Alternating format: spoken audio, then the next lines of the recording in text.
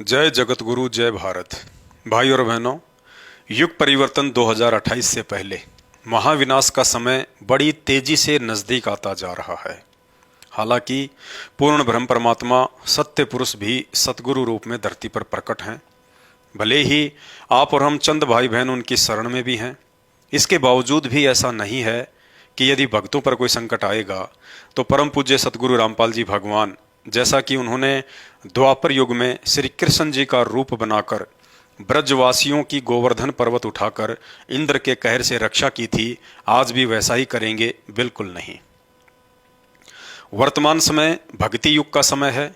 इस समय को गुरुदेव भगवान ने ज्ञान आधार से आगे बढ़ाना है, ना कि 650 वर्ष पहले की तरह चमत्कार दिखा दिखाकर भीड़ इकट्ठा करना है। कहने का सीधा सा तात्पर्य यह है, आगामी महाविनाशकारी समय में भक्तों की रक्षा उनकी भक्ति और मर्यादाओं पर निर्भर करेगी। भक्ति और मर्यादाओं में भी गुरुदेव भगवान ने मर्यादा को अधिक महत्व दिया है और कहा है, भक्ति भले ही कम हो लेकिन जितनी भी हो उतनी यदि मर्यादाओं में रहकर की जाएगी तो ही लाभदायक होगी। हम भक्तों को यह भी पता होना चाहिए कि 21 ब्रह्मांड में सिर्फ 2 ही शक्तियां हैं जिनके मध्य हर क्षण हर पल आत्माओं को लेकर परस्पर सूक्ष्म रूप में संघर्ष चलता ही रहता है। एक है काल निरंजन और दूसरी शक्ति है गुरुदेव भगवान अर्थात कबीर परमात्मा। गुरुदेव ने बताया कि 21 ब्रह्मांड एक फुटबॉल का मैदान है, 2 खिलाड़ी हैं, काल और दयाल। बाकी जितने भी आत्माएं हैं फुटबॉल की भांति हैं। यदि मर्यादा तोड़कर काल के पैर तले आ गए तो 84 लाख योनियों में डालकर फाउल कर डालेगा, और मर्यादाओं में रहकर दयाल के पैर तले रहे तो एक ही झटके में गोल करके सतलोक पहुंचा देगा। भाई और बहनों, गोल करने के लिए जितनी कोशिश गुरुदेव भगवान करेंगे उससे कहीं ज्यादा कोशिश छल बल करके यह काल निरंजन भी हमें फाउल करने की करेगा। फाउल करने का तरीका है मर्यादा तोड़वाना। दोनों ही शक्तियों का आपस में एक एग्रीमेंट है जिसके तहत काल ने कहा था कि हे परमात्मा, आप समर्थ हैं, आप तो एक ही पल में समस्त आत्माओं को सतलोक लेकर जा सकते हो, परंतु ये आत्माएं मेरा भोजन है और आप ही ने मुझे श्राप देकर इन आत्माओं को मेरे हवाले किया है। यदि सभी आत्माएं सतलोक चली गई तो मेरे भोजन का क्या होगा? इसलिए आप इन आत्माओं को अपना ज्ञान देकर और अपना बनाकर ही सतलोक लेकर जाना। जैसे इन आत्माओं को सतलोक से मैं अपने ऊपर आसक्त करके अर्थात अपना बनाकर अपने साथ लेकर आया था। इसलिए आप जबरदस्ती ना करना। जो आपकी भक्ति और ज्ञान को स्वीकार करे और आजीवन मर्यादाओं में रहकर मन कर्म वचन से आपको ही अपना माने, सिर्फ उन्हीं को सतलोक लेकर जाना, बाकी मेरे भोजन के लिए यही छोड़ देना। भाई और बहनों, इस एग्रीमेंट के तहत 21 ब्रह्मांड का स्वामी काल निरंजन हर प्रकार से मर्यादा तोड़वाने की पूरी कोशिश करेगा। साम दाम दंड भेद और घटिया से घटिया नीति भी अपनाएगा। काल को यह भी पता है कि कबीर परमात्मा जब संत रूप में धरती पर जाकर ज्ञान प्रचार करेगा तो उनसे तत्व ज्ञान प्राप्त भक्तों को सांसारिक लोगों के माध्यम से डगमग कर पाना बेहद मुश्किल होगा। इसलिए काल ने वर्तमान बिचली पीढ़ी में एक सूक्ष्म चाल चली कि क्यों ना इन भक्तों को उन्हीं लोगों के माध्यम से मर्यादाहीन करवाया जाए जिन लोगों पर ये लकीर के फकीर बन चुके भगत अंधविश्वास कर बैठे हैं, अर्थात परम पूज्य सतगुरु रामपाल जी भगवान के काल प्रेरित कलयुगी परिवार के सदस्य। और सन 2014 बरवाला कांड के बाद से काल निरंजन को भक्तों की मर्यादा तोड़वाने को लेकर सोच से कहीं ज्यादा सफलता भी मिलती जा रही है। अर्थात वर्तमान समय 2024 में संत रामपाल जी के देश विदेश में 10% भगत भी पूर्णतया मर्यादाओं में नहीं हैं। सब के सब काल के निशाने पर हैं। आए दिन अकाल मौत मरकर उसकी भेंट चढ़ते जा रहे हैं, क्योंकि काल के मुख्य एजेंट बन चुके संत रामपाल जी के परिवार के सदस्य, जिन पर स्वयं की अज्ञानता के चलते संगत मर्यादा तोड़कर काल की गोद में बैठी हुई है, इन लोगों ने ऐसा कोई भी कुकर्म शेष नहीं छोड़ा है जिन कुकर्मों को छुड़वाने के लिए संत रामपाल जी ने 30 वर्षों से जी जान लगा डाली थी। सबसे पहला कुकर्म गंदी राजनीति। संत रामपाल जी ने अपने 30 वर्षों के भक्ति इतिहास में स्वयं भी राजनीति से दूरी बनाकर रखी और अपने भक्तों को भी दूर ही रहने की सलाह दी। ना ही 30 वर्षों में संत रामपाल जी ने कभी किसी राजनीतिक पार्टी को वोट किया और ना ही सपोर्ट किया और ना ही अपने भक्तों से किसी भी पार्टी का समर्थन करवाया। परंतु आज उनके जेल जाते ही उनके मर्यादाहीन काल प्रेरित परिवार के द्वारा अपने धार्मिक धंधे अर्थात सतलोक आश्रमों को बचाए रखने के लिए भगत समाज से कभी कांग्रेस सरकार को वोट एंड सपोर्ट करवाया जाता है तो कभी बीजेपी सरकार के पक्ष में खड़ा कर दिया जाता है। अर्थात काल प्रेरणा से संगत को विश्वास में लेकर गुरु वचन और गुरु मर्यादा तोड़वाकर संगत को धीरे धीरे काल के हवाले किया जा रहा है। दूसरा कुक्रम है आरक्षण का समर्थन। हरियाणा में आरक्षण के लिए लड़ाई झगड़े उस समय भी हुआ करते थे जिस समय तक संत रामपाल जी आश्रम में ही रहा करते थे, लेकिन उन्होंने कभी भी ना ही तो स्वयं उन जातिगत आरक्षणों का समर्थन किया और ना ही अपनी प्यारी संगत से करवाया, बल्कि संत रामपाल जी अपनी संगत को यही कहा करते थे कि बच्चों, हमने तो सतलोक में स्थायी आरक्षण चाहिए, ना कि काल निरंजन के इस गंदे लोक में। भक्तों को सरकार से नहीं बल्कि अपने कबीर भगवान से मांगना चाहिए। दुनिया के साथ धरने, प्रदर्शन और रैलियों में शामिल होना तो बिरानी आग में जलने के समान है। यदि हम मर्यादा में रहकर भक्ति करेंगे तो हमारी हर आवश्यकता हमारा कबीर भगवान पूरी करेगा। इसलिए हमने जगत की तरह हाय हाय नहीं करना है। लेकिन उनके जेल जाते ही सन 2016 में उनकी शिक्षाओं के विपरीत भोले भगत समाज को हरियाणा के जाट आरक्षण की आंख में झोंक दिया गया। भक्तों को धरनों पर बैठाकर शारीरिक रूप से और आरक्षण समिति को लाखों में भगत समाज के दान का पैसा चंदे के रूप में देकर आर्थिक रूप से जमकर मर्यादा तोड़वाई गई। तीसरा मुख्य कुक्रम धनाना गांव में खेल स्टेडियम बनवाना। संत रामपाल जी नाम दीक्षा देते समय अपने भगत को 21 सूत्रीय मर्यादा में बांध देते हैं और कहते हैं, यदि इनमें से एक भी मर्यादा तोड़ोगे तो भक्ति का पूर्ण लाभ नहीं उठा पाओगे और कभी भी काल की भेंट चढ़ जाओगे। जिसमें एक मर्यादा है, ना ही कोई मैच खेलना, ना ही देखना और ना ही किसी प्रकार का सहयोग करना। परंतु संत रामपाल जी के जेल जाते ही उनके काल प्रेरित परिवार ने उनकी शिक्षाओं व नियमों को खंड खंड करते हुए हरियाणा के धनाना गांव में भक्तों के दान से लगभग 25 से 30 लाख रुपए की लागत से गांव वालों के लिए बैडमिंटन का स्टेडियम बना दिया। अर्थात जो महापुरुष अपने भक्तों को ताश खेलने, देखने और उसमें सहयोग करने के लिए भी मना करता है, उसी महापुरुष की आड़ में उनके परिवार के द्वारा गांव वालों के लिए बैडमिंटन का स्टेडियम बनाकर लाखों भक्तों के दान का दुरुपयोग करके उनकी मर्यादा तोड़वाकर समय आने पर उन्हें अकाल मौत मरने की लिस्ट में खड़ा कर दिया जाता है। भाई और बहनों, और भी बहुत सारे ज्ञान विरुद्ध कुकर्म इन्होंने संत रामपाल जी के जेल जाने के बाद जी भरकर करवाए हैं, जिनकी लिस्ट बहुत लंबी है। कहने का तात्पर्य यही है, अब आगामी विनाशकारी समय में संत रामपाल जी की वो समस्त अनुयायी जो अंधे होकर उनके काल प्रेरित परिवार के पीछे भेड़ चाल में मगन हैं, जिनकी बुद्धि विवेक हारा जा चुका है, ज्ञान आधार से सही गलत का निर्णय करने की जिनके अंदर क्षमता समाप्त हो चुकी है, उनसे चाहे श्री राम की पूजा करवा लो या श्री रामपाल की, क्योंकि ये लोग सिर्फ संत रामपाल जी के परिवार के आदेशों के गुलाम मात्र हैं। यदि 2024 में ये सभी भ्रमित आत्माएं साध संगति की वीडियो देखकर काल चक्कर से बाहर नहीं निकली तो 2025 और 2026 में उनकी स्वयं की तो दुर्गति होगी, साथ में परिवार की भी दुर्गति करवाएंगे।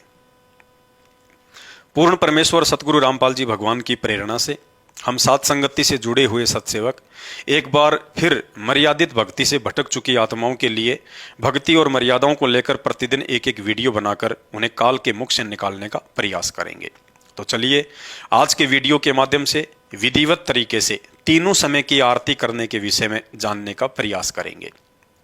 त्रिकाल संध्या अर्थात तीनों समय की आरती, सुबह का नित्य नियम, दोपहर की असुर निकंदन रमैणी और सायंकाल की संध्या आरती, जिसके विषय में संपूर्ण शंका समाधान अब इस वीडियो में होने जा रहा है। उपदेश प्राप्त करने के साथ ही भगत को प्रतिदिन अपने घर पर 3 समय की आरती करने के लिए भक्तिबोध नाम से एक छोटी सी पुस्तिका मिलती है, जिसमें तीनों समय की आरती, अन्नदेव की आरती तथा गुरुदेव भगवान को घर पर भोग लगाने की संपूर्ण विधि लिखी होती है। सुबह की आरती को नित्य नियम कहा जाता है, जिसका पाठ करने में लगभग 40 से 50 मिनट का समय लगता है। गुरुदेव भगवान के आदेश अनुसार ये सुबह का नित्य नियम रात्रि 12 बजे से लेकर दिन के 12 बजे तक कभी भी अपनी सुविधा अनुसार किया जा सकता है। साथ ही गुरुदेव भगवान ने यह भी बताया कि इस नित्य नियम पाठ के करने का उत्तम समय सुबह सूर्य उदय होने से एक आध घंटे पहले का समय है, जिसे ब्रह्म मुहूर्त भी कहा जाता है। यदि किसी कारणवश या काम धंधे के चलते मजबूरीवश भगत भाई बहन इस नित्य नियम पाठ को सुबह 5 बजे के आसपास नहीं कर पाते हैं, तो गुरुदेव भगवान ने बताया कि भगत को चिंतित नहीं होना चाहिए। दिन के 12 बजे तक भी यदि आप इस पाठ को विधिवत कर लेते हैं तो भी भगत को इस पाठ का समान रूप से ही लाभ मिलता है। साथ ही गुरुदेव भगवान ने यह भी बताया कि इस पाठ के करने का समय दिन के 12 बजे तक इसलिए बढ़ाया गया है, यदि किसी कारणवश हम सुबह सुबह इस पाठ को नहीं कर पाते हैं तो उस दिन इस पाठ के करने से वंचित रहने के बजाय जैसे तैसे लेट सेट होकर दिन के 12 बजे तक पूरा किया जा सके। अर्थात दिन के 12 बजे तक का समय गुरुदेव भगवान ने हम भक्तों को अपनी तरफ से एक एक्स्ट्रा ऑप्शन दिया है। अब यदि आप काम धंधे से फ्री हैं, आपके पास इस नित्य नियम पाठ को सुबह सुबह ही करने का पर्याप्त समय है और उसके बावजूद भी यदि आप आलस्य करते हैं, इस पाठ को रोजाना सुबह सूर्योदय के समय ना करके दिन के 9 बजे, 10 बजे, 11 बजे या 11 बजे तक करते हैं, तो आपको इस पाठ का संपूर्ण लाभ मिलना मुश्किल है, क्योंकि आप गुरुदेव भगवान द्वारा दिए गए उस ऑप्शन का नाजायज फायदा उठा रहे हैं। क्योंकि दिन के 12 बजे तक नित्य नियम करने का यह ऑप्शन विशेष परिस्थितियों के लिए है, ना कि रोजाना के लिए। हमें विचार करना चाहिए कि वेदों में वर्णित यह त्रिकाल संध्या अर्थात तीनों समय की आरती गुरुदेव भगवान ने जो हमें बख्शी है, यह साधना तो 33 करोड़ देवी देवताओं को भी नसीब नहीं है। उसके उपरांत भी यदि हम इस भक्ति साधना को करने में आलस्य करते हैं तो इससे गुरुदेव भगवान नाराज होते हैं और हम भक्ति का संपूर्ण लाभ उठाने से वंचित रह जाएंगे। दूसरा विचारणीय विषय यह है कि काल निरंजन तक की आदि अधूरी भक्ति साधना करने वाले साधक भी सुबह सुबह सूर्य उदय होने से पूर्व ही मंदिर, मस्जिद, चर्च व गुरुद्वारों में अपनी अपनी पूजा अर्चना शुरू कर देते हैं, जबकि उनकी साधना शास्त्र विरुद्ध होने से कुछ लाभदायक भी नहीं है। इसलिए हम सभी भगत भाई बहनों ने अपने गुरुदेव भगवान द्वारा बताई गई शास्त्र अनुकूल भक्ति को विशेष तन मन से करने की आवश्यकता है, जिसके करने से चौतरफा लाभ ही लाभ है। इसके बाद दोपहर की आरती करनी होती है।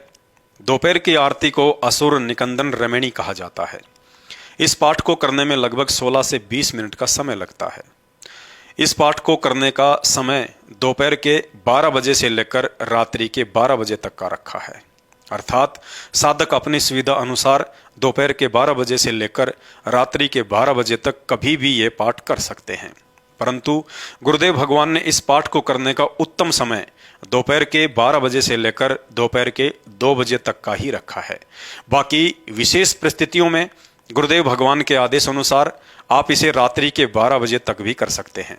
समझदार को संकेत ही काफी है, क्योंकि रात्रि के 12 बजे तक का समय गुरुदेव भगवान की तरफ से एक ऑप्शन है, जिस ऑप्शन का लाभ केवल उन्हीं भगत भाई बहनों को उठाना है जो भाई बहन इस असुर निकंदन रमणी के पाठ को किसी कारणवश या काम धंधे की मजबूरीवश दोपहर में 12 बजे से लेकर 2 बजे के बीच में नहीं कर सकते हैं।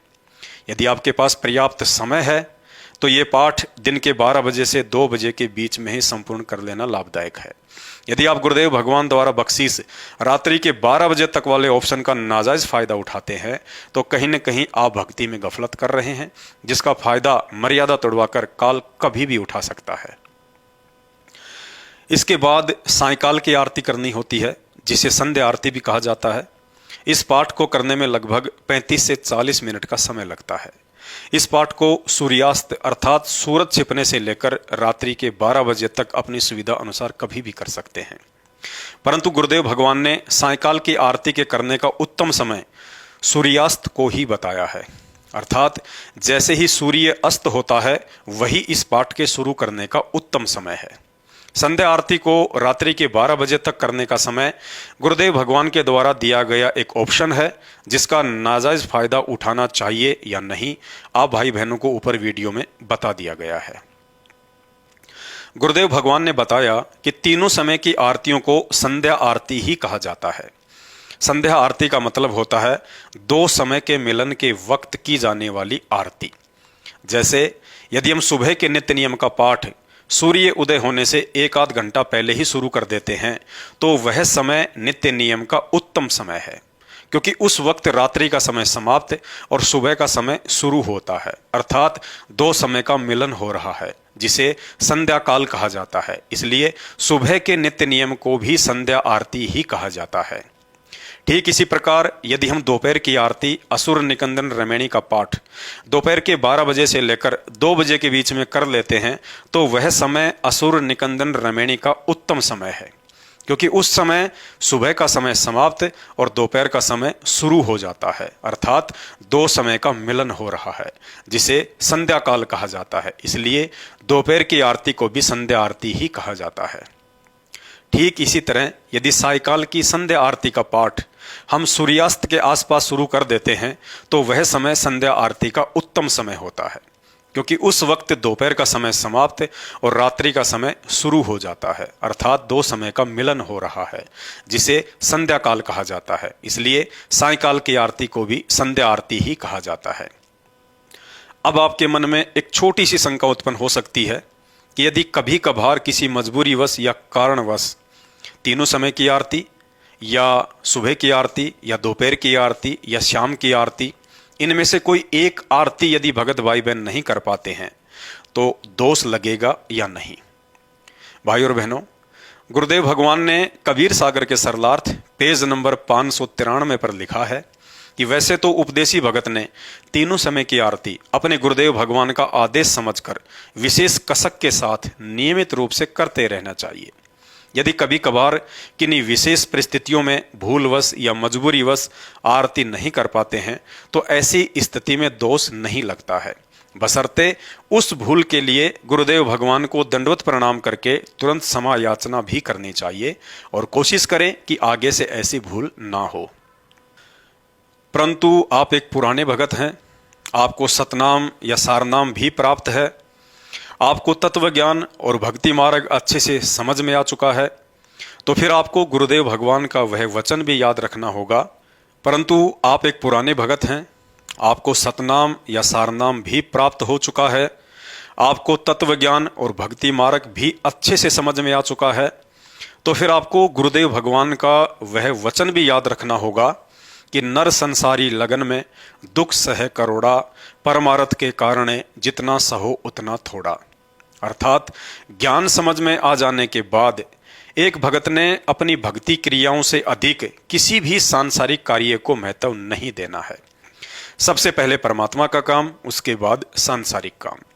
गुरुदेव भगवान ने बताया कि सांसारिक काम भी परमात्मा की भक्ति करते रहने से ही सफल होते हैं।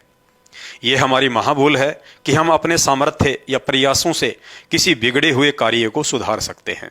अर्थात जिस दिन आपको ये भक्ति मार्ग पूर्णतया समझ में आ जाएगा और अपने आत्म कल्याण के प्रति आप सजग हो जाएंगे तो उसी दिन से आपके स्वभाव में यह बात शामिल हो जाएगी कि अपने आत्म कल्याण का कार्य पहले और सांसारिक कार्य बाद में। अर्थात उसके बाद भक्ति में आपसे कभी भी भूल नहीं हो सकती। गुरुदेव भगवान ने यहाँ तक कह रखा है, यदि परिवार या रिश्तेदारी में किसी की मौत हो जाती है तो भी भगत ने अपनी तीनों समय की आरती व मंत्रों का जाप करना नहीं भूलना चाहिए।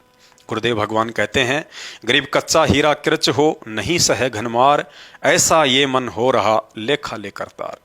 यदि भगत मर्यादा में है और भक्ति करते करते भी उसके सामने कुछ विशेष परिस्थितियां पैदा हो जाती हैं तो यह सोचकर धैर्य और विवेक से काम लेना चाहिए कि अवश्य इस समय गुरुदेव भगवान द्वारा मेरी परीक्षा ली जा रही है और मुझे इन परिस्थितियों से विचलित होने के बजाय गुरुदेव पर विश्वास रखकर अपनी भक्ति पर दृढ़ बने रहना है। और ये विचार करना चाहिए कि इस तरह के छोटे मोटे संकट और परिस्थितियां तो उस समय भी हमारे सामने आती थी जिस समय हमने गुरुदेव भगवान की शरण भी ग्रहण नहीं की थी, जबकि आज तो समर्थ गुरुदेव भगवान का आशीर्वाद भरा पंजा सदैव हमारे साथ में है। सच्चा सतगुरु कभी भी अपने मर्यादित भगत को दुखी नहीं देख सकता है। अवश्य ही यह मेरी परीक्षा है और कुछ ही समय बाद जब वह संकट आपका गुजर जाएगा तो हमें स्पष्ट आभास होगा, यदि उस समय उन परिस्थितियों में विचलित होकर मैं अपना धर्म कर्म छोड़ देता, मन में कच्चापन ले आता या गुरुदेव के प्रति मन में कोई शंका या दोष पाल लेता, तो मेरी बनी बनाई भक्ति का सत्यानाश निश्चित था। और जो भाई बहन ऐसी परिस्थितियों को गुरुदेव भगवान का प्रसाद समझकर ग्रहण करते हैं, उनके अंदर तो पहले से कहीं अधिक दृढ़ता और विश्वास पैदा होता चला जाता है। भाई और बहनों, 2028 तक का समय गुरुदेव भगवान द्वारा युग परिवर्तन का समय निर्धारित किया हुआ है। इतिहास साक्षी है, जब जब युग परिवर्तन हुआ है तब तब इंसानों को मानव निर्मित या प्राकृतिक संकटों का सामना भी करना पड़ा है। कुछ ऐसी ही विकट परिस्थितियां आगामी समय में हम सब के सामने होंगी। शुरुआत 2020 से हो चुकी है, अब आगे आगे परिस्थितियां बद से बदतर होती चली जाएंगी। भक्तिहीन लोगों को सुरक्षा जैसे भी उनके पूर्व जन्म के संस्कार हैं उसी आधार से मिलेगी, परंतु हम भक्तों की रक्षा और सुरक्षा हमारी वर्तमान की भक्ति और मर्यादाओं पर आधारित होगी।